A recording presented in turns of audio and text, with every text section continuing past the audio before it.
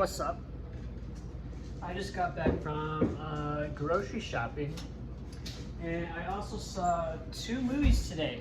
So I'd say it was a pretty productive day. I actually did a double feature, which I wasn't really planning on doing a double feature. It just kind of worked out that way. I went to, is this really supposed to be 2 cups?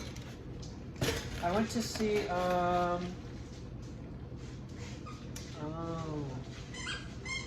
half a cup. Okay. I went to see Wildcat with a friend of mine, and while I was getting my ticket, I saw that they were playing Parallax View in 35mm. So I was like, gotta see that. I'm making myself some oatmeal right now, though I think I added too much water.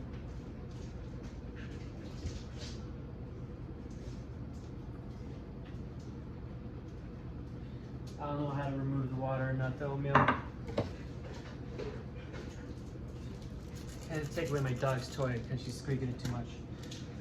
I went to see the movie Wildcat with a buddy of mine. Wildcat was directed by Ethan Hawke, and I believe he also had a writing credit in it. It was also starring his daughter Maya Hawke, which is pretty cool. You know, love to see a good father-daughter relationship. The movie is about Flannery O'Connor, which is like this American author from, I don't know what time period, like 1925 through 1964.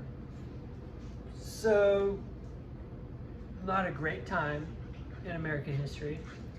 So the movie is kind of about her life, and also has like it shows some of her short stories. Like there are depictions of her short stories in there, and they're pretty good. On Wikipedia, it would describe her as like sardonic, and I can definitely see that. Like, she has a very timeless sense of humor, I think. I just think that like classic writers, or they are able to strike like this universal, like these universal truths, and that's what makes them classic. And I definitely see like her sense of humor being like something that's always gonna be funny, like something you can always like appreciate. There is like, it's very talky. There's like a lot of talking in that movie, and all of it is very like poetic. It's very flowery, very descriptive. And I will admit, when there's too much of that in a movie, I tend to like tune it out. Which is like, that's more like a statement on me and like my attention issues than it is on like the movie itself. But I just can't figure out like, who is this movie for? Like, I couldn't figure out like what was this movie setting out to achieve. So like, Flannery O'Connor is very Catholic. She grew up Catholic, so there's a lot of religious themes. There's a lot of like racism themes, because you know it was during like 20s, 30s, 40s, 50s. It's also a very sad movie because she had lupus for like 14 years, which is like, she died at 39, so that's like more than a third of her life she was spent sick in bed, which is, no, I think you can afford to be a bitter person. You can definitely see like kind of a darker side to her writing because of that.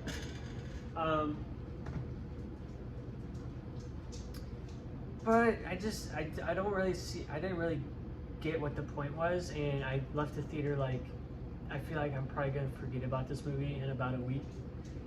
It just didn't really leave any kind of lasting impression. So I kind of struggle to talk about it because I'm just like, I don't know who this was for. I don't know what you were trying to say, so I don't know what to say about it in return.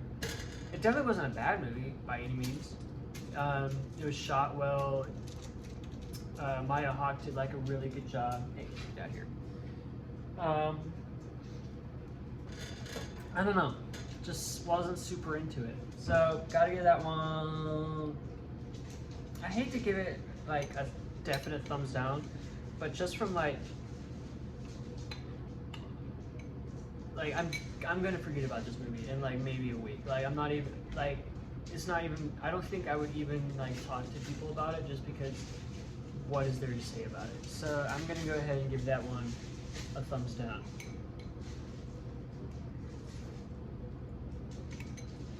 Pretty good. Too much water. The other movie that I saw, The Parallax View, it came out in 1974, directed by Alan J. Pakula. The reason like I saw it and I immediately was like, I gotta get addicted to this was I recently watched Clue, which is also directed by Pakula, and it's part of this, it's what's called the Paranoia trilogy, which is Clue, which came out in 1970, The Parallax View, which I saw today, came out in 1974, and then All the President's Men, which came out in 1976. And they're actually showing this movie in like a paranoia series of like paranoia movies, which is, I guess that's like a genre of movies that was going during the 1970s, like paranoia thrillers, like paranoia detective stories. So this follows a character by the name of Joseph Brady as he kind of uncovers this conspiracy of like assassinations, and it was really good. I loved it a lot. I mean, obviously, Pakula, the guy makes bangers. Clue was excellent, and this one was also really good. And it was really cool to see it in 35. I think this might be the first movie that I've seen in 35, like on film. But I mean, overall, the movie was really good. A lot of clever twists and turns, a lot of tense sequences. A little disappointing at the ending, but I think that was on purpose. Well, obviously it was on purpose. But it was shot like using these anamorphic lenses, so like everything was like super wide, and I loved that. Like everything was just absolutely gorgeous. It also, I think that kind of added to like the paranoia feel, because sometimes like the camera would linger on like this empty space or like this random person, and like a little longer than you feel comfortable with. So you're like, is this important? Is it not important? I don't know. And then later, I would like reveal why this is important or not. There was also a pretty fun sequence of like he gets on an airplane and he's I don't know, I just found it funny because like post 9/11, all of our like travel restrictions and whatnot, he just literally just walks onto an airplane. But I don't know. Wildcat, thumbs down. Parallax View, thumbs up. This Oatmeal, too much water. Though that was my fault, so I don't know if I can give it a thumbs down because I didn't read the instructions properly. This would be good if I had less water. So, I don't know. I don't know what to give it.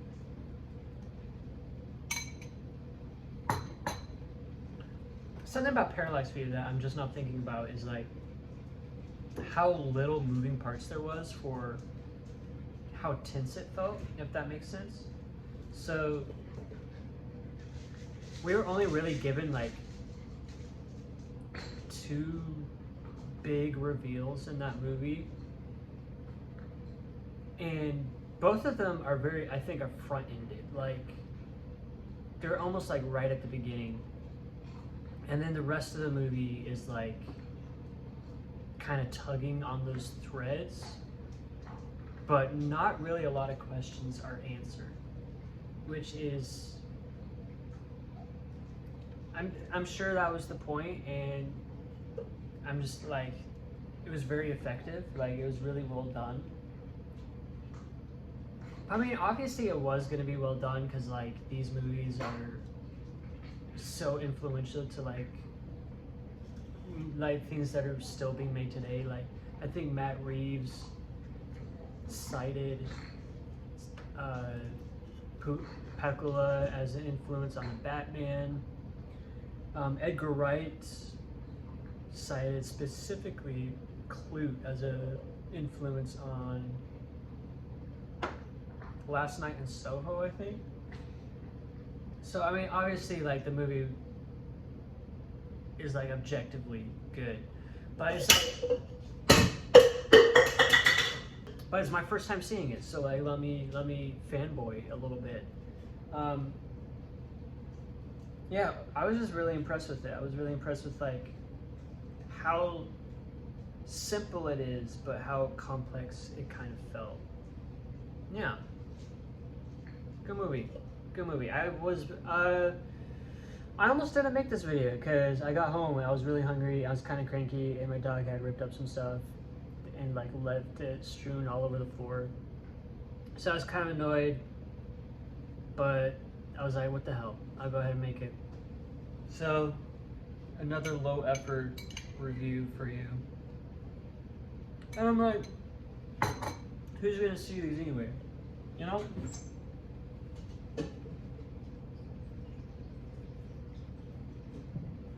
I mentioned a little bit in the last video of like, I don't like doing serious movie reviews, cause like who gives a fuck, you know? Like why should anyone care what I think? And why should I care what you think? But, so I don't know why I started doing this. I guess it's kind of fun. I like talking about movies. I like watching movies.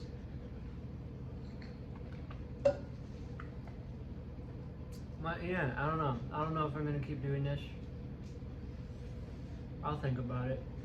But for now, I'm gonna eat this oatmeal, and I'm probably gonna go to bed. So, I'll give the oatmeal a thumbs up.